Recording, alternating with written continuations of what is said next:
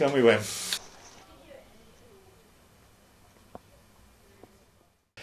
The kind of music that I write is very singer-songwritery based, and I play the acoustic guitar and I sing, and I guess naturally the songwriters and music that have influenced me are very much those singer-songwriters of perhaps my generation, people like Paul Simon and Bob Dylan.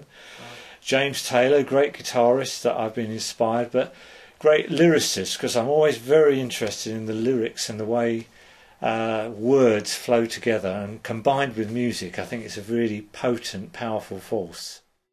Looking for something, what can it be? For years and years and years I worked with a record company called Kingsway Music. A lot of praise and worship material comes out of thank you music, and a number of their writers are people like Noel Richards and Sue Rinaldi and Matt Redman. But just the last 2 or 3 years I've actually formed my own label, which is called Dave Bilbrough Songs, that's really the launchpad for my own particular vision and slant on things. What I tend to have is a kind of a pool of musicians, and I've got Simon, who's been with me for 12 years now on guitar, and a number of my other players have been with me for around about that length of time. But every now and then it's good to draft in someone new, because you know, after a while your sound can get a bit stale, and one of the things I continually try and do is to go for new sounds and new musical styles, and of course by bringing somebody in who's an expert in that genre you gain from using them. And I think it's really important for people who are young musicians starting out to play with as many different people as you possibly can.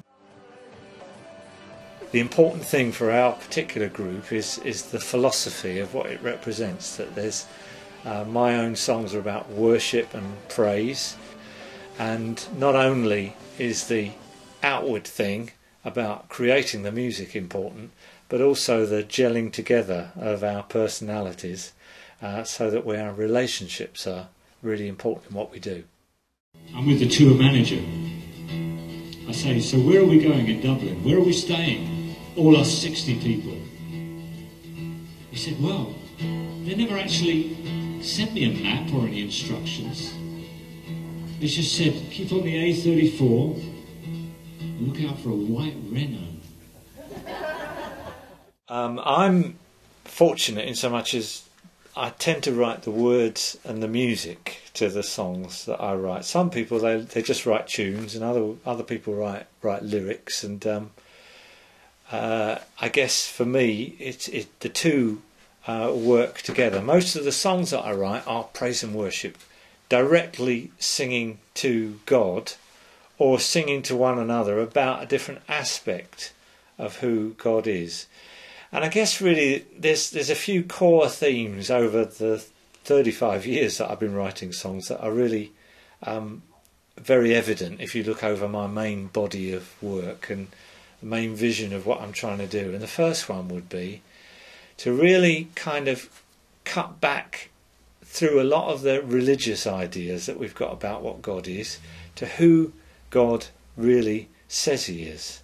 And my understanding of the New Testament is that Jesus came to show a God and a Father who really loves us, who really cares about us, and take us away from this kind of trying to earn God's favour by works and acceptance and approval, and bring us back to a love relationship, which is what I think is the core of what our walk with God is all about.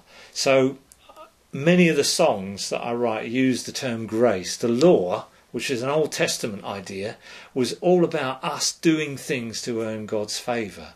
But grace is about what God's done through Jesus Christ to bring favour into our lives. And once we really get that, it changes the whole thing round the other way, and actually it causes us to want to worship because we begin to proclaim good news instead of this bad news about all the things we've got to do in order to earn God's approval. Flowing out of that, I guess, relationships come into the songs that I write.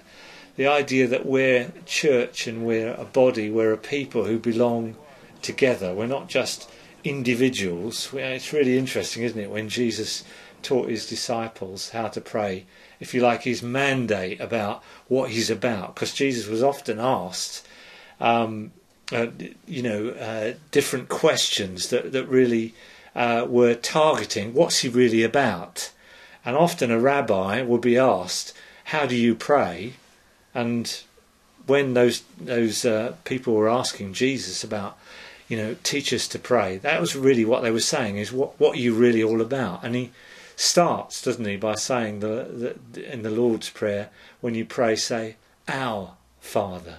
The Christian life is not about a group of individuals together, but it's a corporate thing, our Father. And those two things are so linked up together. And I guess the third facet, if you like, this stool, a bar stool, three prongs to the stool, or three legs to the stool, it's really wanted to take us out beyond just our small perimeters, out into the world, and make us see that God is a God who cares about every individual, from the weak and the oppressed, and to the poor and to the needy.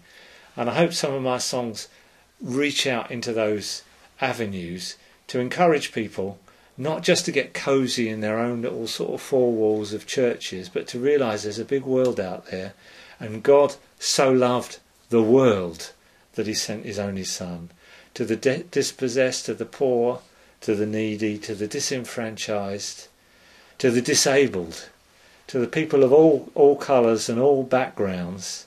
The gospel has got to be relevant, and it's made relevant as we flesh it out by works of service to our fellow people in humankind, by loving in practical ways, and not just with words, by living out the Christian gospel.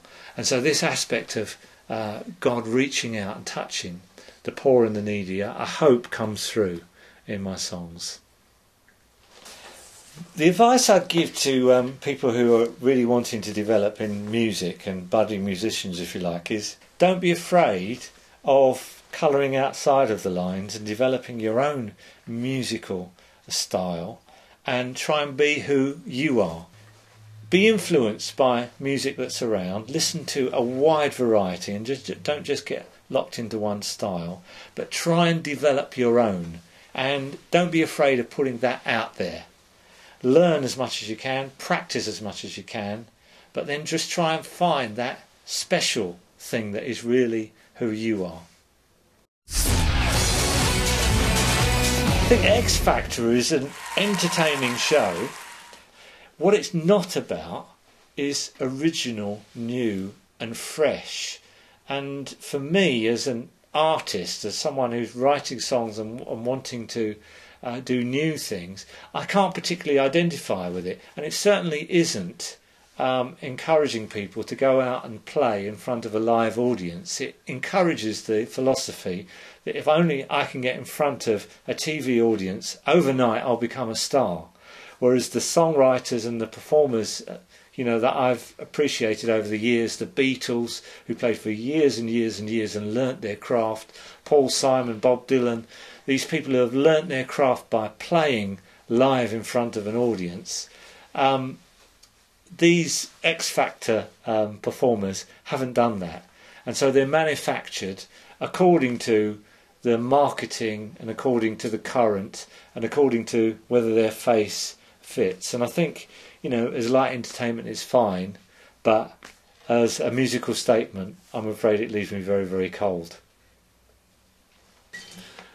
Maybe I'll sing you a song, very simple reflection of faith and God's love for us as individuals.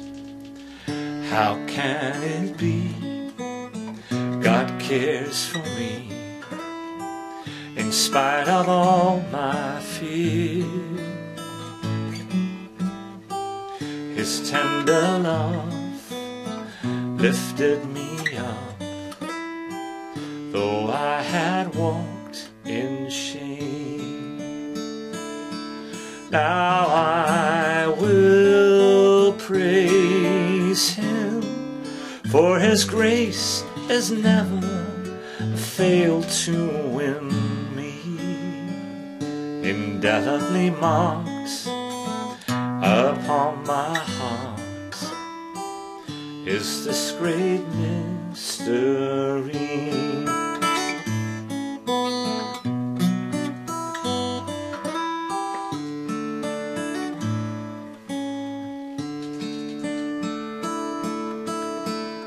How can it be God cares for me in spite of all my fear?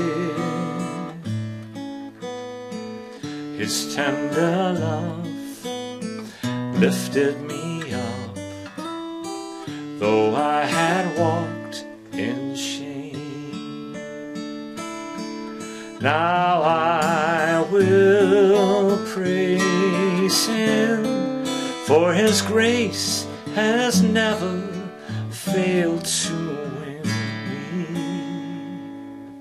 me. Indelibly marked upon my heart is this great mystery.